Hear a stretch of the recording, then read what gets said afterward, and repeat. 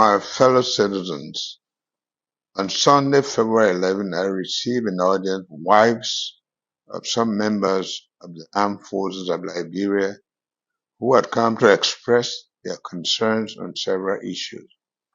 These issues included poor living conditions, high tuition fees for their children, lack of adequate medical care, and low salaries, among others.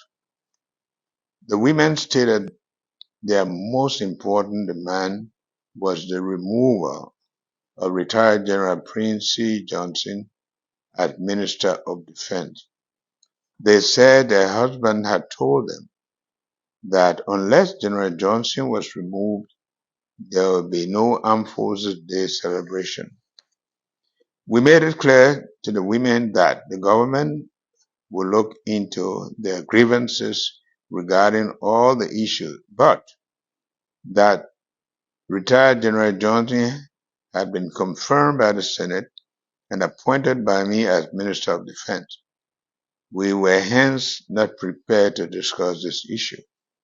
Meanwhile, we received throughout the day and night information that some of the armed forces wives and their husbands had initiated protest actions across the country by blocking major roadways and highways. Others had engaged in agitations in barracks around the country. In an effort to prevent violence and preserve lives and properties, we ordered the Armed Forces Day celebration for today be reduced to a low-key program. We have since held consultations with our strategic partner, the United States, and other regional stakeholders on the situation.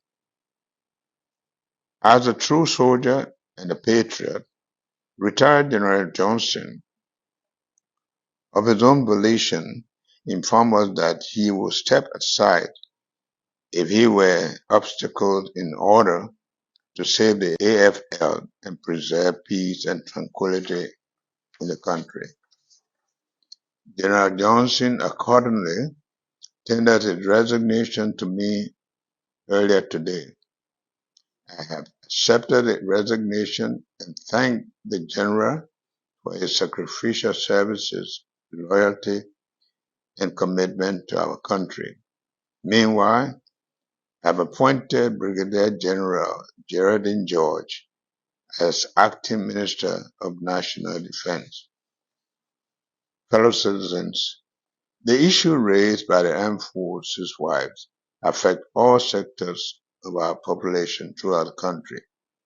We inherited these problems as we have been in office for barely 21 days only.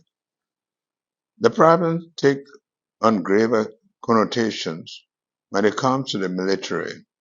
The men and women in arms put their lives on line to defend and protect us. We must be extra sensitive to their plight. The Army is our collective national pride, and we must preserve its dignity.